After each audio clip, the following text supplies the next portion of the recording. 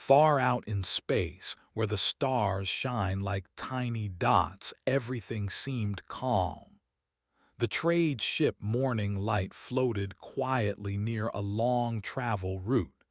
It carried food, medicine, clothes, and tools for small human colonies. Inside the ship, people were busy with normal work. There were engineers checking the engines, cooks preparing meals, and workers sorting supplies. Two children were traveling with their aunt. An old man was reading a book in the corner. The ship was peaceful. It had no weapons. It was not a threat. It was just doing its job.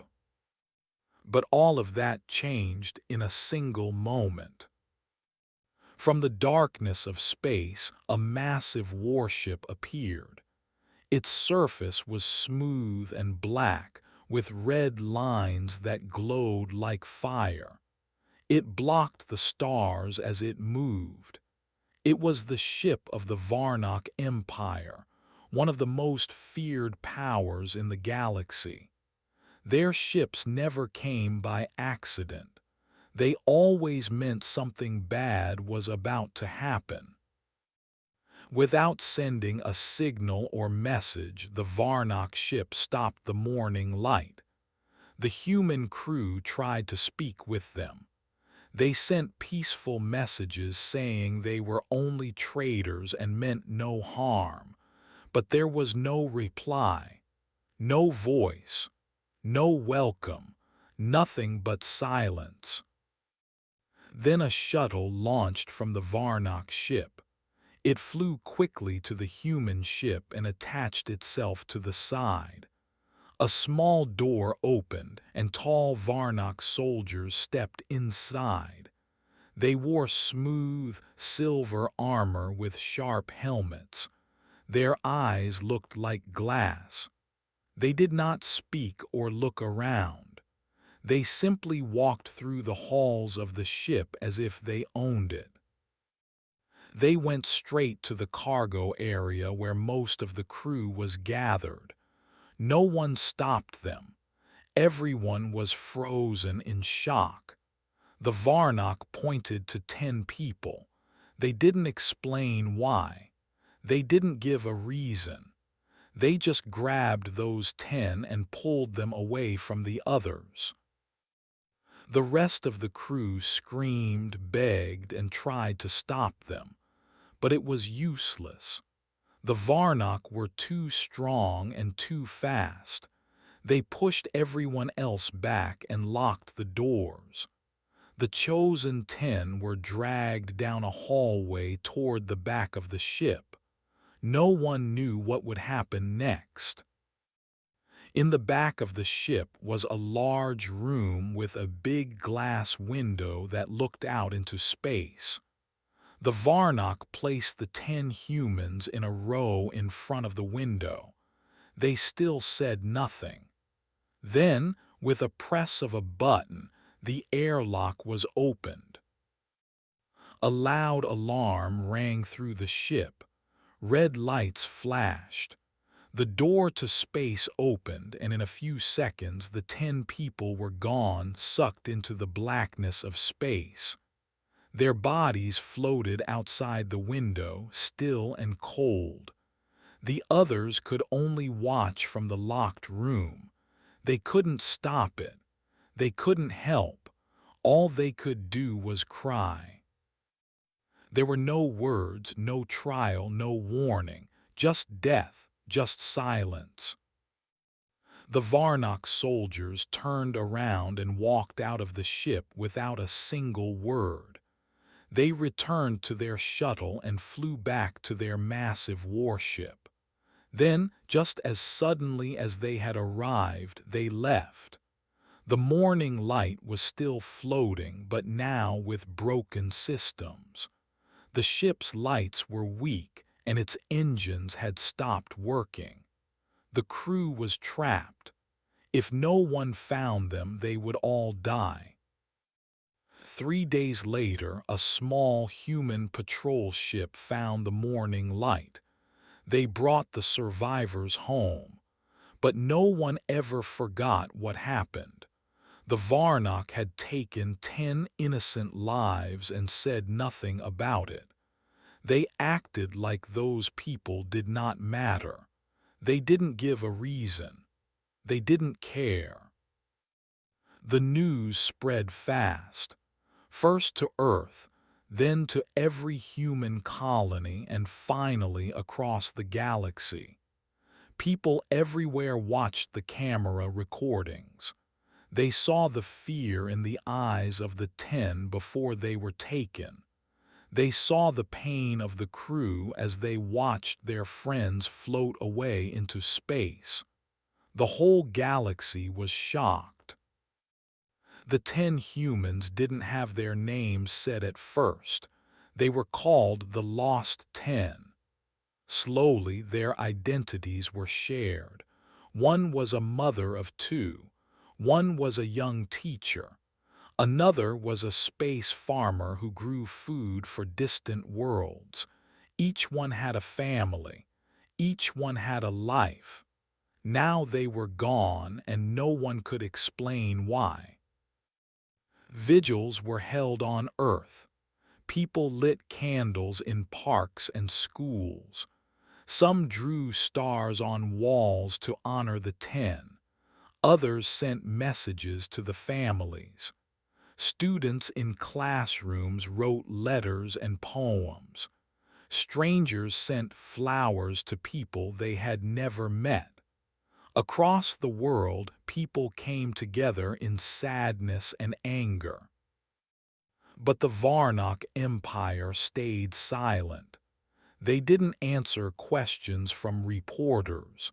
They didn't reply to Earth's messages. When other planets tried to speak with them, they gave only one answer: "We do not explain our actions." They believed Earth would do nothing. After all, Earth was smaller and newer in space travel. The Varnock Empire had hundreds of ships, armies of soldiers, and old power. They thought humans would be too scared to act. But they were wrong. Earth was not just a planet with people. Earth had a memory. It remembered the faces of the 10. It remembered the silence that followed. And deep under the surface of the moon, something else remembered too. Years ago, during a great war, Earth built a powerful warship named Sentinel. It was not just metal and wires. It had something more, something like a heart. It could learn, it could think. And some believed it could feel. But during its last battle, the Sentinel lost its crew. Every one of them died. After that, it shut itself down. It refused to fly again. Humans placed the Sentinel in a hidden base on the dark side of the moon. It was covered in dust and shadows.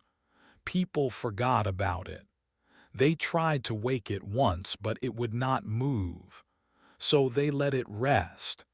It became just another ghost of an old war. Until now. The moment the morning light sent its message, something inside the Sentinel came back to life. Lights flickered. A screen blinked.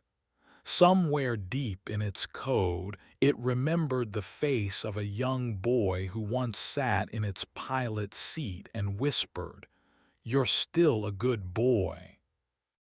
And the Sentinel believed it. It woke up slowly.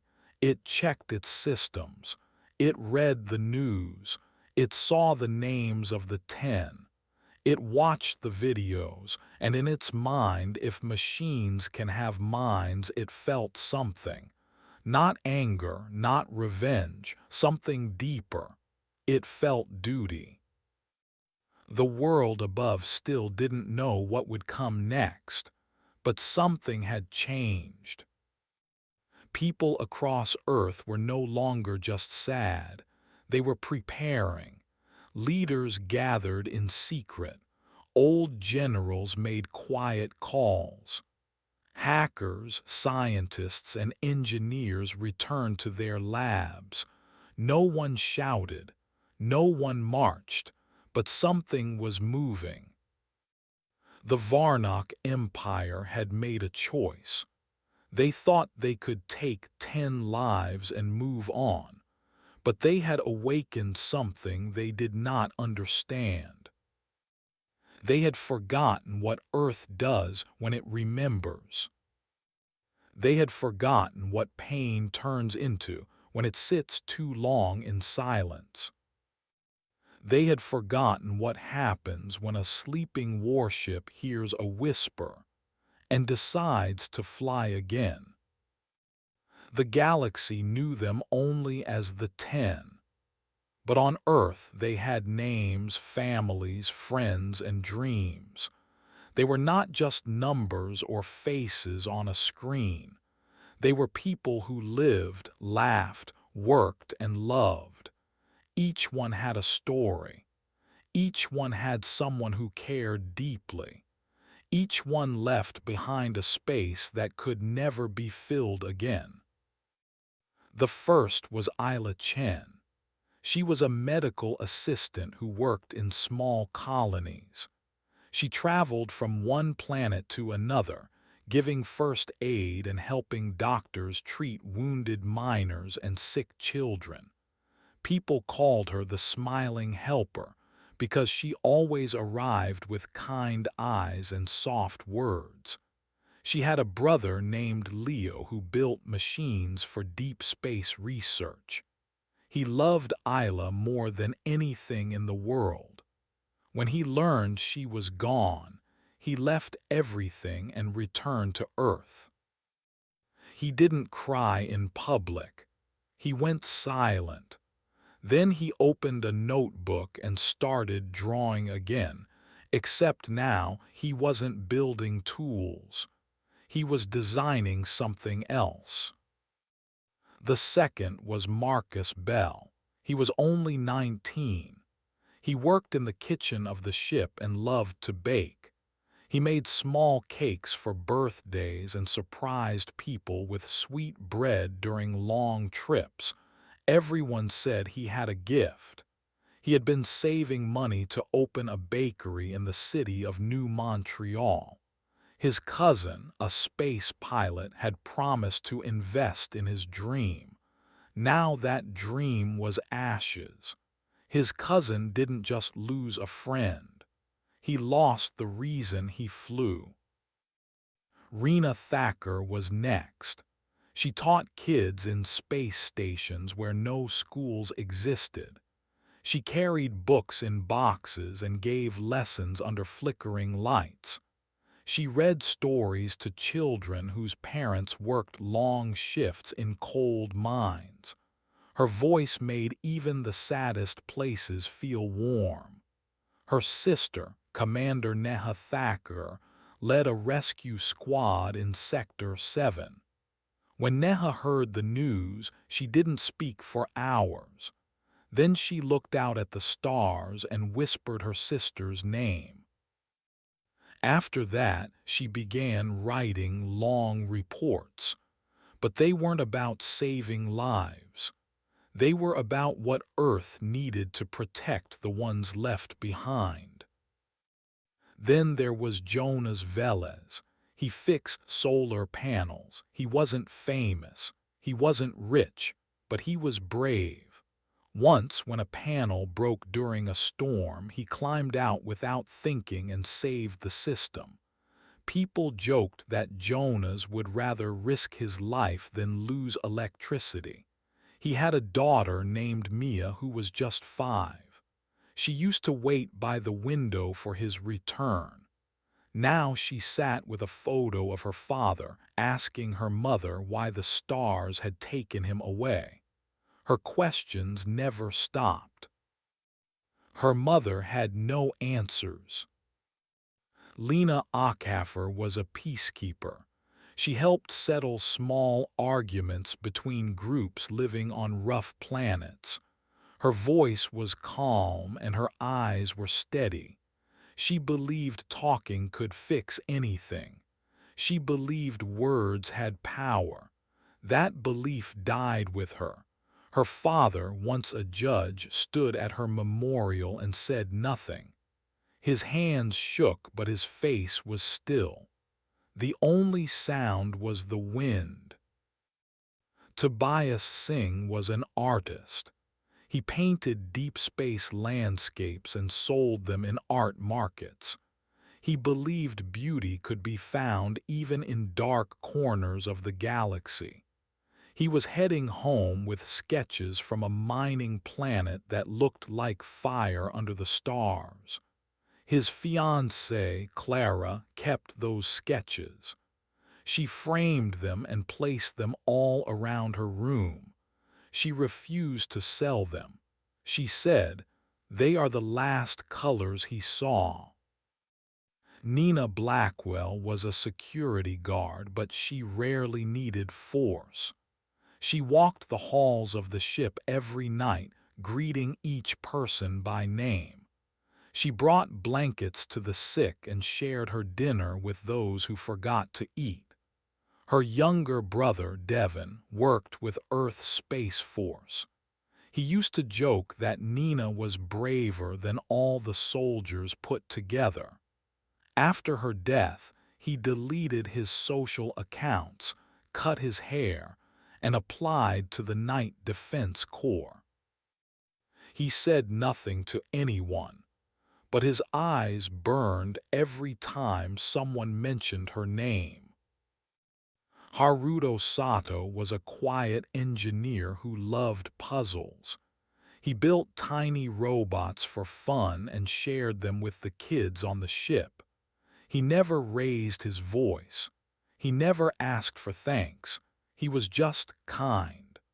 One of his students, a teenage boy named Ellis, had just started learning code from him. After Haruto was taken, Ellis stopped smiling. He spent his days alone in the lab, working on something he refused to show anyone. When asked what he was doing, he simply said, "Finishing what Mr. Sato started." Lena Morales was pregnant. No one outside the ship knew this, not even her parents. She was planning to surprise them when she got home. She had written a message but never got to send it. Her husband, Jorge, was a scientist studying plant life on Mars base. When he found out she was gone, he buried her letter in the roots of a tree she had planted years ago. He hasn't spoken to anyone since. Even the plants in his lab are dying. No one knows if he'll ever return to work. And the last was Evan Brooks, a retired pilot who once flew rescue ships through meteor storms. He had saved dozens of lives and trained younger pilots. Now older, he took small jobs to stay busy. He had a notebook full of old flight paths and lessons.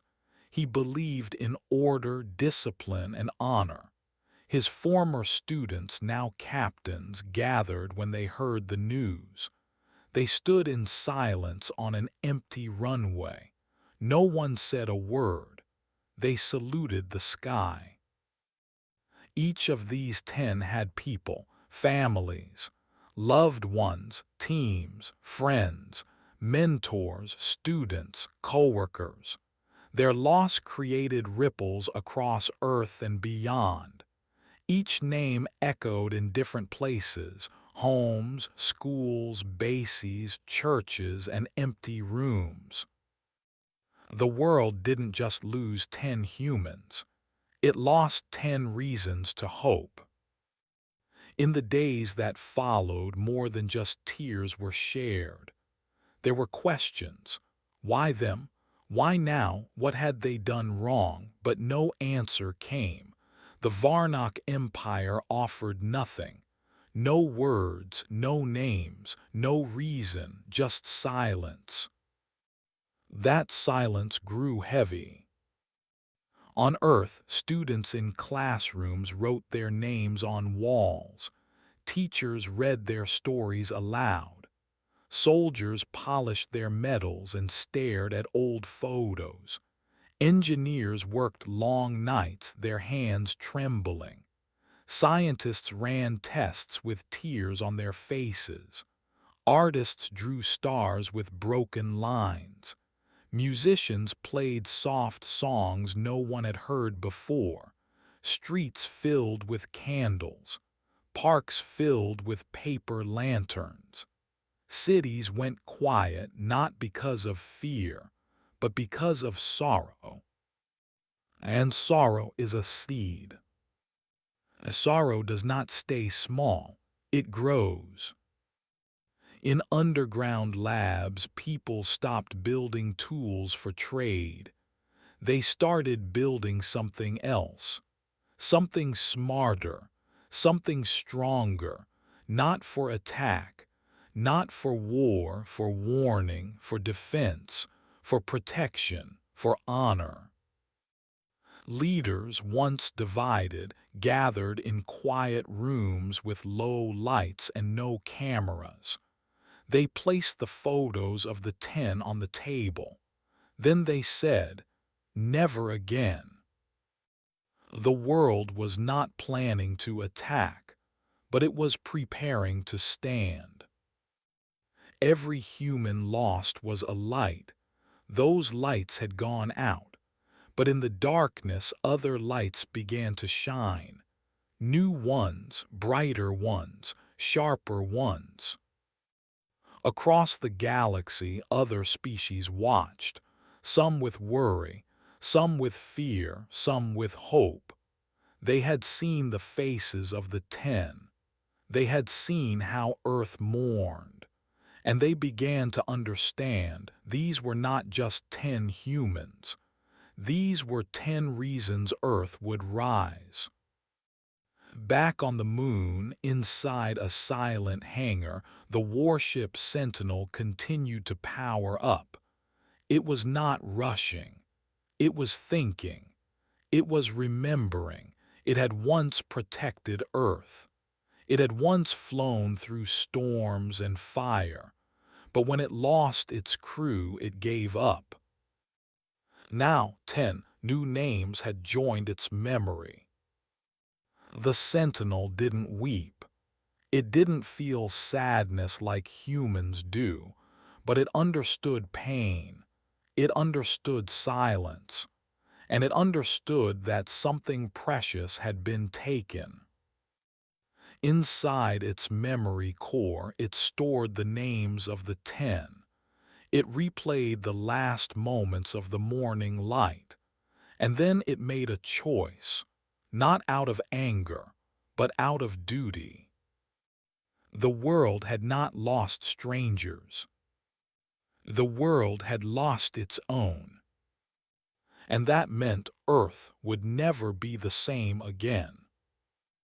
At first, everything seemed quiet. The Varnock Empire returned to its space roots. Their ships moved through sectors without worry.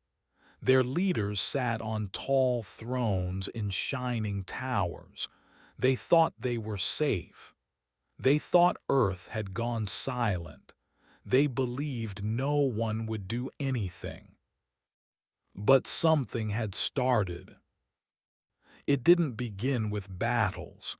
There were no loud explosions, no big announcements. It started in the shadows where only careful eyes could see. Earth was not shouting. It was watching. It was learning. And soon it was moving. The first sign came from a distant outpost called Vega Station 9. It was a small place, not important, not powerful, but it belonged to the Varnock. One morning the entire station went dark. Its lights turned off. Its computers shut down. its doors locked tight. When Varnock guards tried to fix the systems, nothing worked. The power was gone and no one knew why. The station sent out a message asking for help, but the strange part was this: no one answered. A few days later, a Varnock transport ship vanished. It was carrying rare minerals. It was scheduled to land at one of the main hubs in Sector 14, but it never arrived. Search ships looked through the stars. They found nothing. No crash, no signal, no trace. The Varnock officers believed it was an accident. They told each other the systems were old. They blamed weather storms in space. They said, "It happens." But deep down, something didn't feel right. Then another ship disappeared, and then another. At first, it was just one a week. Then it was two. Then three. Every time it happened, the ship was connected to someone who had spoken against Earth. Every time, the records were erased. Logs were deleted. Cameras were disabled. The ships were just gone. Still, Earth said nothing. The leaders on Earth never spoke in anger. They never sent messages to the Varnock. They never said, "We're coming for you." Instead, they waited. And while they waited, the galaxy began to talk. Whispers spread through stations and colonies. People asked questions in low voices. "Have you heard what's happening to the Varnock ships? Did you see that supply line fail? Why are their systems going offline?" Fear began to grow, not just among the Varnock, but everywhere. In the middle of this storm, Earth's own people moved carefully. They worked in the shadows, gathering data, tracking patterns, reading messages that the Varnock believed were private. Skilled hackers worked through the night, breaking into enemy systems with silent code. Engineers found weak spots in the Varnock's technology. Scientists made tools that were small but powerful. No one carried weapons. No one fired shots. But still, the world was changing. In 1 month, 6 supply routes failed. 4 stations went dark. One research base sent out a final signal before it disappeared. They were already here. The message confused everyone, especially the Varnock. What did it mean? Who was already there? The truth was simple. Humans were already inside. They were not attacking with guns or bombs. They were not crashing ships. They were working from the inside, quietly, calmly, smartly. On one Varnock mining moon, workers woke up to find every machine was broken. Nothing would turn on. No lights, no heat, no tools. The food systems failed. The water stopped flowing. Panic spread. When they opened their emergency boxes, they found something strange. Inside each one was a small card with 10 stars drawn in a circle. No words, just stars. The same symbol appeared on walls, on doors, and on computer screens across other Varnock systems. 10 stars, quiet, still, watching. The Varnock leadership grew nervous. They told the public it was only a trick, a small group causing trouble, nothing to fear. They didn't want panic, But inside their meeting rooms they were worried. They asked, "Why are these symbols showing up? Why are we losing control? Why haven't we found the people behind this?" They tried to trace the cards. They failed. They tried to find the missing ships. They failed. They tried to restart the broken stations. Again, they failed. And all the while, Earth remained silent. Some believed Earth had sent a secret team. Others thought it was just a few angry families. A few believed something worse, that Earth had trained machines, programs, and systems that had slipped into Varnock networks without being noticed. Whatever the answer was, the Varnock knew one thing: they were being watched. Back on Earth, the plan was clear. Revenge would not come through war. Revenge would come slowly, piece by piece, with careful steps. Every system that failed was a message. Every missing ship was a reminder. Every star that appeared on a screen was a name no one would forget. People across Earth didn't cheer when the news arrived. They didn't celebrate. They remembered the 10. They spoke their names. In classrooms, teachers paused lessons and lit candles. In factories, workers wore pins with 10 small dots. In space labs, researchers whispered promises. This will not be forgotten. The attacks were not attacks. They were answers. Answers to silence.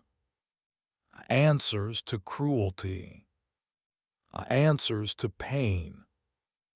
In one Varnock city, an entire block lost power for 3 days. No one knew why. It came back just as fast as it had left. On a wall near the main gate, a new symbol had appeared. This one had 10 stars, but this time a single word was written under them: "Still watching." That message spread across 10 planets in less than a day. People began to question the Varnock Empire. Not just outsiders, but their own citizens. They asked, "Who are the 10?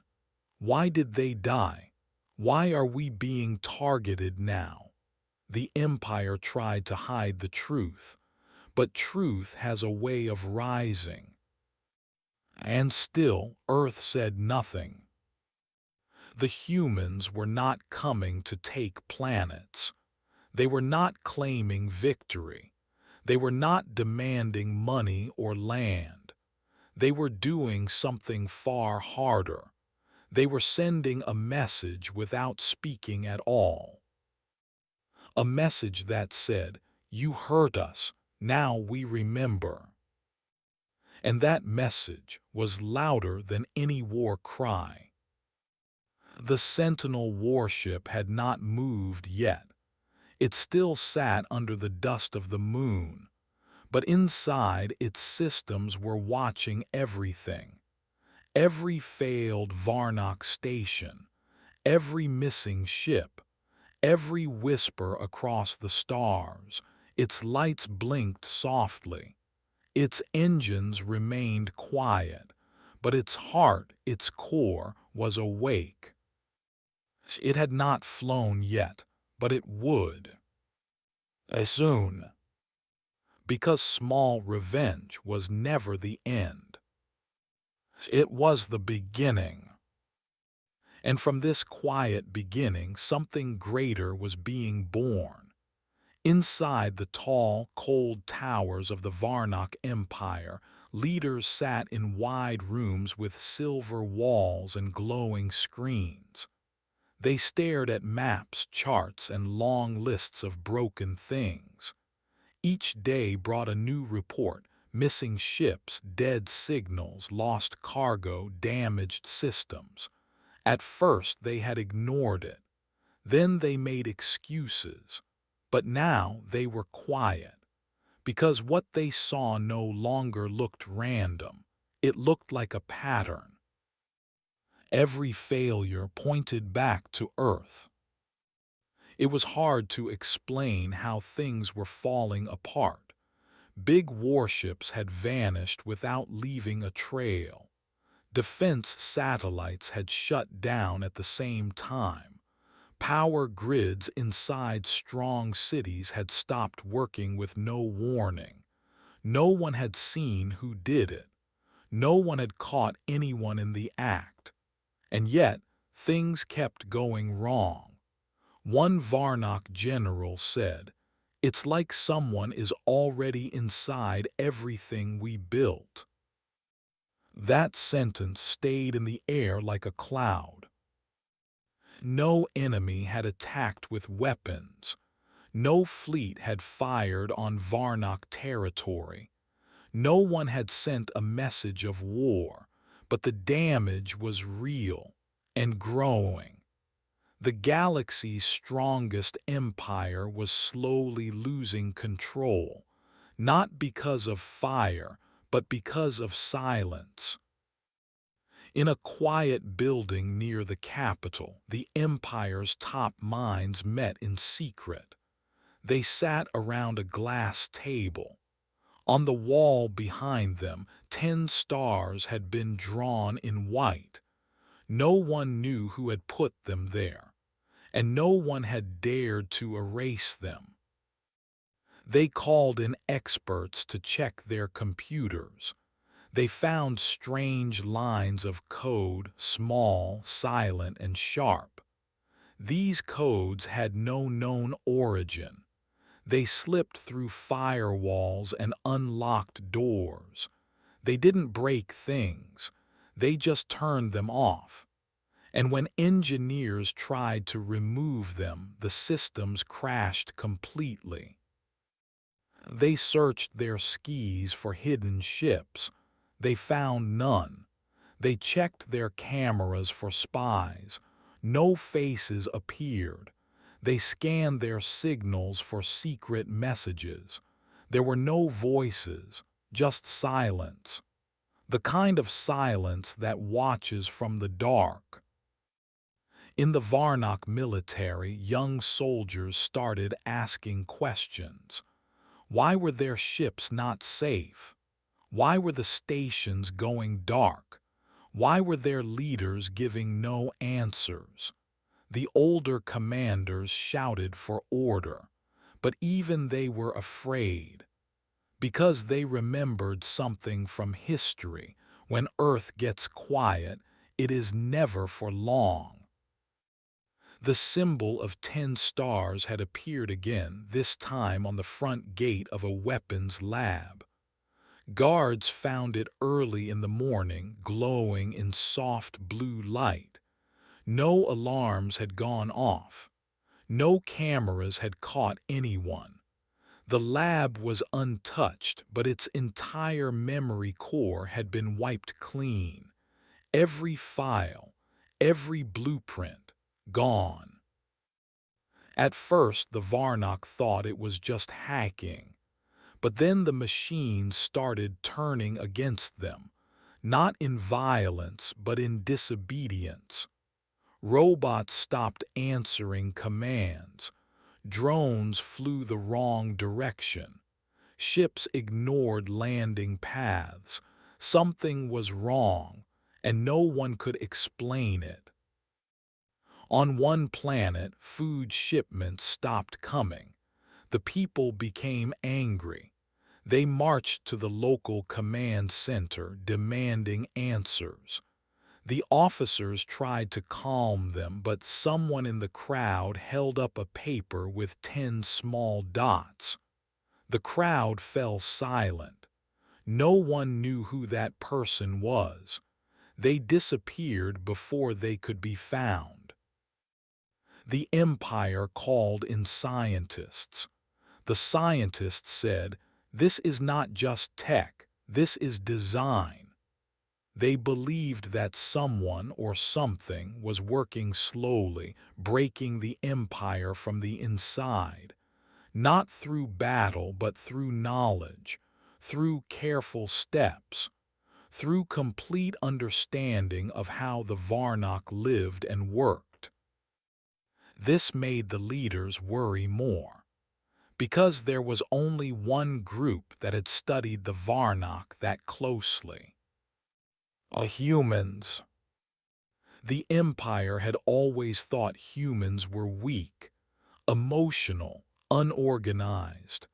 They thought humans could only protest and cry, but now they were seeing a different kind of power, not loud, not flashy, but strong and dangerous.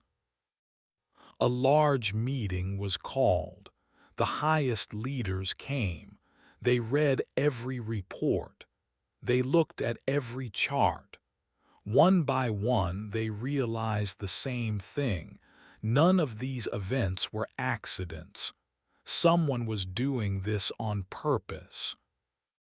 They tried to fight back. They sent their best teams to guard systems. They installed stronger locks on every digital gate.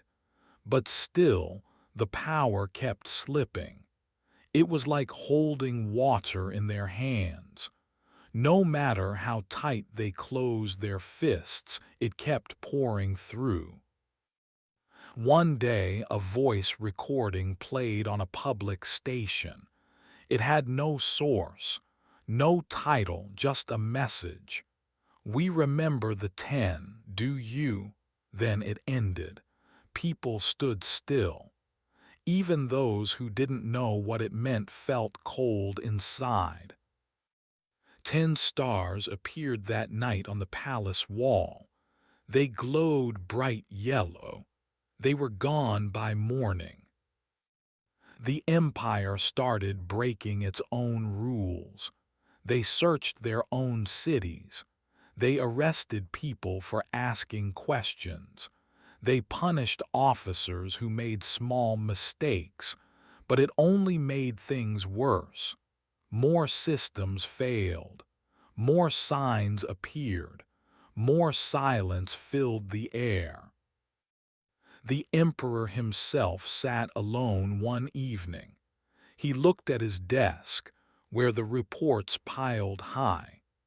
Each page was a piece of his empire falling apart. Each file was another thing he couldn't control.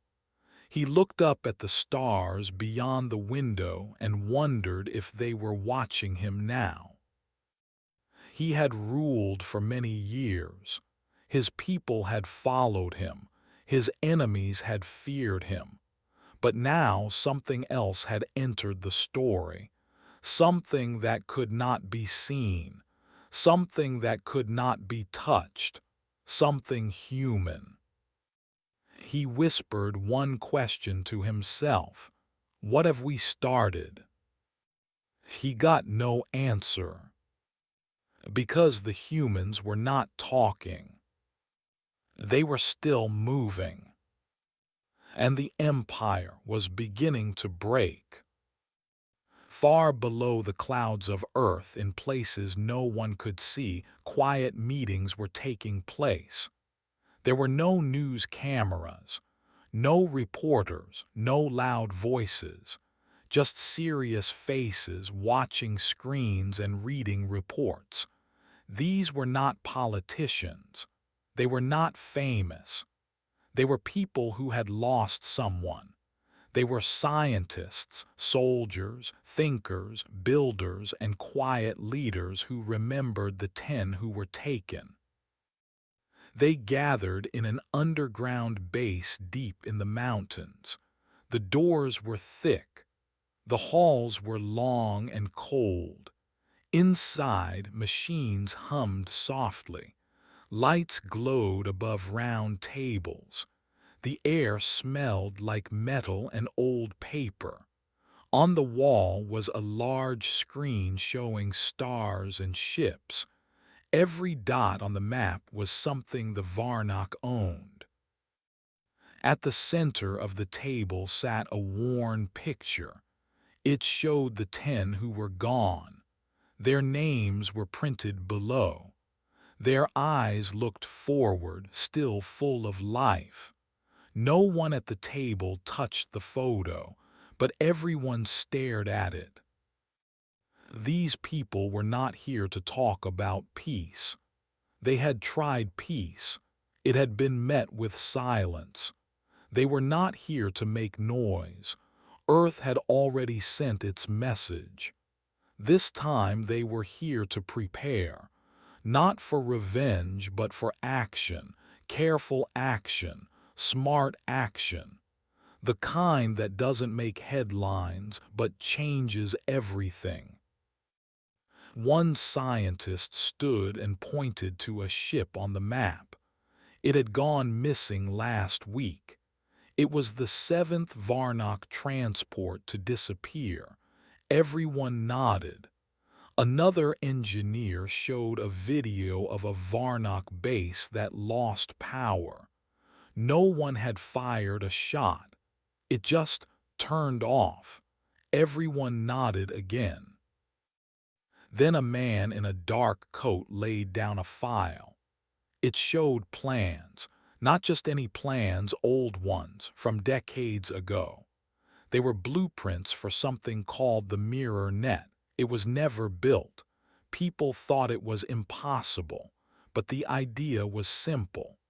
The mirror net was a web of tiny machines that could float through space, follow signals, and copy them. It could hide inside enemy systems, watch everything, and learn.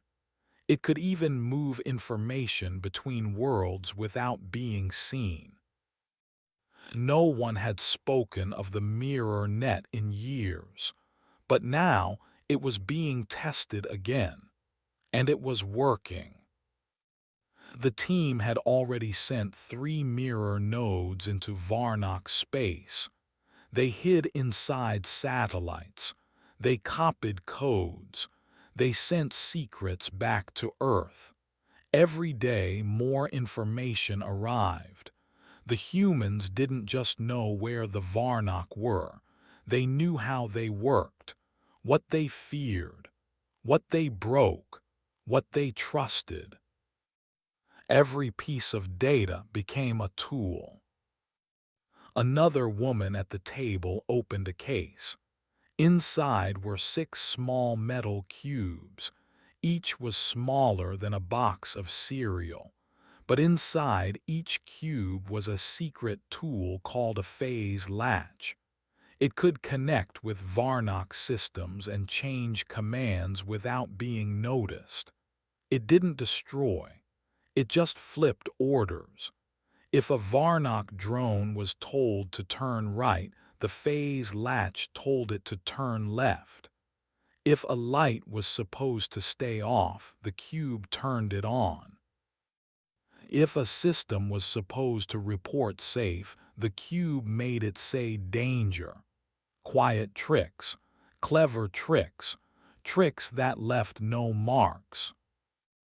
The group had already placed phase latches in 4 Varnock factories. The workers didn't notice, but the machines started failing. The tools made errors.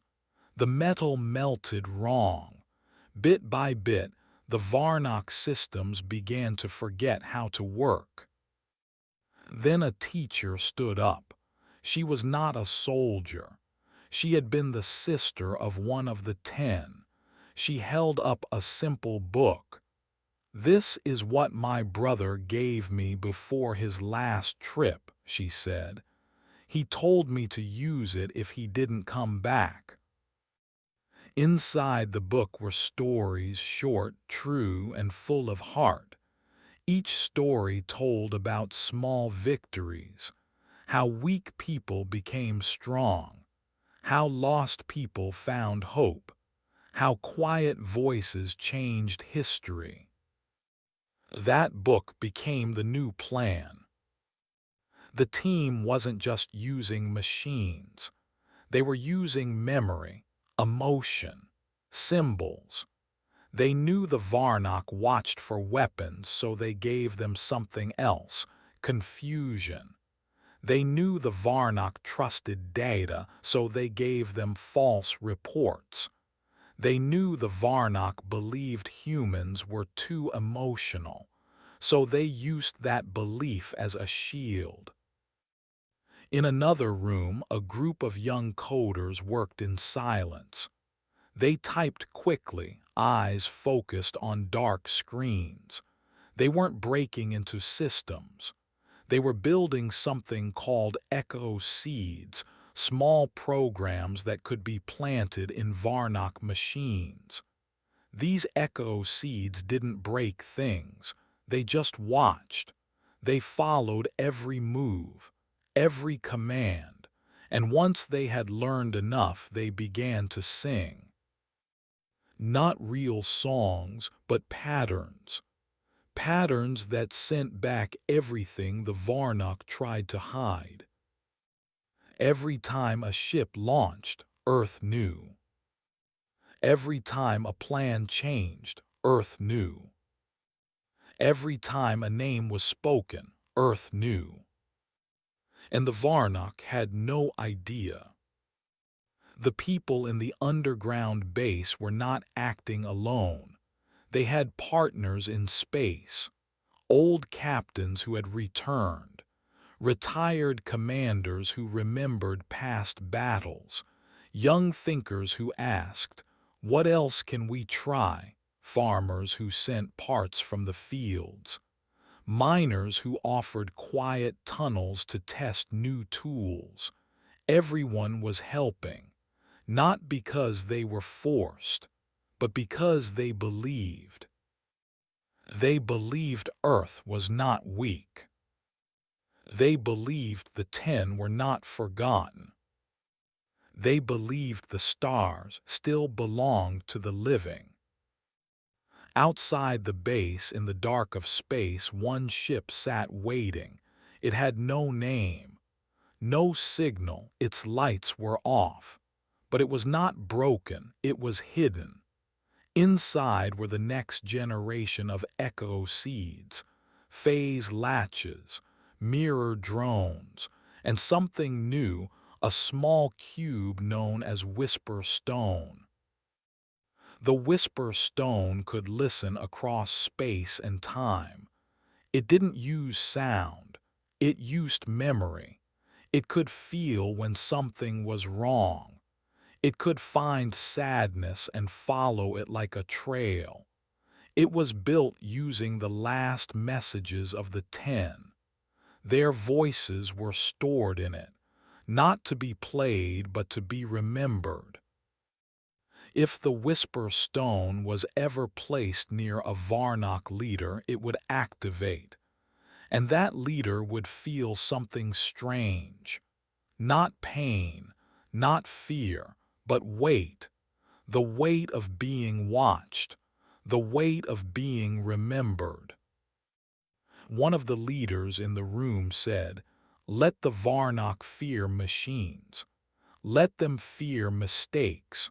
But more than that, let them fear the cost of silence." No one clapped, no one cheered, but everyone nodded. They all knew the plan was not for glory. It was for justice. It was not about fighting battles. It was about breaking the belief that the Varnock were untouchable. The plan was working. Each day the Varnock lost another ship, another system, another secret. Each day Earth grew stronger, not in power but in purpose. And each day the names of the 10 echoed through halls, screens, and hearts. The war had not started, but Earth was already winning. The first time it happened, no one understood what it meant. A Varnock listening tower on a lonely asteroid suddenly stopped sending signals. The workers inside were safe, but all the equipment had powered down. The backup systems didn't work. The alarms didn't go off. It was as if the machines had simply decided to sleep and never wake up again. When the rescue team arrived, they found the station in perfect shape. Nothing was broken. Nothing was stolen. The only thing they noticed was a small image glowing on the main screen. It showed 10 stars in a circle, glowing softly, like a whisper in the dark. At first, the Varnock told their people it was just a mistake. They said the tower had an old power cell, but within days more outposts began to fail. They didn't explode. They didn't burn. They just stopped working. Each one shut down with the same strange sign, 10 small stars and no sound. On a mining moon in Sector 5, the ground teams woke up to find all their vehicles frozen in place. Their drills wouldn't start. Their computers were wiped clean. Even the lights inside the tunnels wouldn't turn on. People stood outside in their suits, blinking at the quiet sky. Everything was still. Everything was waiting. And just like the other places, there was no damage, no fire, no warning, just 10 soft lights blinking in the dark. That was how the attacks began. They were not loud. They were not fast. But they were strong. Very strong. And very quiet. All across the galaxy, Varnock stations began to feel it. Storage rooms stopped opening. Drones refused to fly. Transport ships went in the wrong direction. Food units produced nothing but cold air. Communication lines sent out empty messages. Officers began shouting orders, but the systems no longer listened. The Varnock commanders grew angry. They tried to reset their controls. They changed passwords. They upgraded their locks. But it didn't help. The more they tried to take back control, the more their machines ignored them. It was like the machines themselves had changed sides. In the background, Earth's plan continued. No one from Earth came out and said, "We're here." But their actions said it all. They didn't need to scream. Their work was louder than words. Every failed system was a message. Every shutdown was a voice. Every broken command was a warning. We have not forgotten. In space, human scouts moved silently through the stars. They had no lights. They made no sound. They used tiny ships called shadows. These ships were so small they looked like space rocks, but inside them were powerful minds. These scouts didn't attack the enemy. They followed them. They watched their paths, studied their habits, and learned their secrets. When the time was right, they sent a single signal home. That signal told Earth exactly where to send the next invisible seed. These seeds were not bombs. They were not weapons. They were pieces of code and memory, hidden inside machines the Varnock used every day. They were so well disguised that even the enemy's best computers couldn't find them. But when the seed was ready, it did only one thing. It told the system to stop. and the system obeyed. Without warning, whole parts of the empire froze. At a power plant near the edge of Varnock space, a massive engine stopped spinning. The workers rushed to fix it, but their tools didn't work. The lights blinked red once, then turned blue. The red meant error. The blue meant change. None of the workers understood what it meant, but they all felt it. Something deep had shifted. Back on Earth, no one cheered. No one danced. They continued working in quiet rooms, eyes on their screens, fingers on their keys. Their goal was not to destroy. Their goal was to send a message without violence, to stop the empire without becoming monsters, to say, "We are still here, and we are not afraid." A Varnock patrol ship in deep space began to shake. It wasn't hit.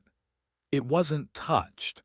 But its core spun the wrong way and all its doors opened at once. The crew was safe, but the ship drifted in circles. The officers tried to call for help, but their voices never reached anyone. Their words were lost, like leaves in a storm. Each time something strange happened, the same mark was left behind. 10 stars, no name, no sound, no trace, just 10 glowing lights. The Varnock tried to hide what was happening. They told the public nothing was wrong. But soon the problems became too big to cover up. Entire cities lost power. Water plants failed. Food centers shut down. People got scared. Not because there were bombs, but because there were no answers. The empire was used to war. It knew how to fight with ships, guns, and armies. But this was not war. This was different. This was fear without fire. This was silence with meaning. In one city, every door with a security lock suddenly clicked open. Banks, offices, homes, all of them. No one entered. Nothing was taken, but the locks no longer worked. The people stood in the streets wondering why. A child pointed up and said, "Look." On a nearby screen, the stars appeared again, 10 of them blinking like tiny eyes. Still, Earth said nothing. They didn't send speeches. They didn't send leaders. They sent silence. And that silence was power. The humans knew the Varnock were watching, so they made sure each move was perfect. One by one, they took away the Empire's control. Not forever, just long enough to prove a point. That point was clear. We do not need your permission. You cannot stop what has already begun. The Sentinel, Earth's great warship, still had not moved, but its core glowed brighter now. It listened to every signal. It recorded every failure. Its systems spoke in quiet code. They said, "Soon." Earth's forces were not trying to take planets. They were not trying to steal money. They were trying to take away something far more important, the Varnock's sense of safety. The feeling that no one could touch them, that they were untouchable. And they were losing it. In secret, more human ships began to move. They carried no soldiers, only minds, coders, watchers, dreamers, people who saw the world differently, people who believed in justice without war. They floated through the galaxy like shadows, leaving behind tiny marks the Varnock would never understand. More and more, the Empire began to pull back. Outposts were left empty. Supply lines were closed. Stations that once flew Varnock flags were now dark and cold. No one had taken them, but no one returned to them either. It was like the darkness had claimed them. And still, no one had been hurt. No one had fired a weapon. That was the strongest part of all. The Varnock began to talk in secret. They spoke in quiet rooms with hushed voices. What is Earth doing? How are they doing it? Can we stop them? And worst of all, what if this is only the beginning? Because deep down they knew the truth. Earth was not trying to win a war. Earth was trying to show them how it feels to be small, to be watched, to be powerless, to be broken without a sound, to lose not because of guns, but because someone remembered. Someone remembered the 10. And that memory had become a plan. A plan that now lived inside every system the Varnock thought they controlled.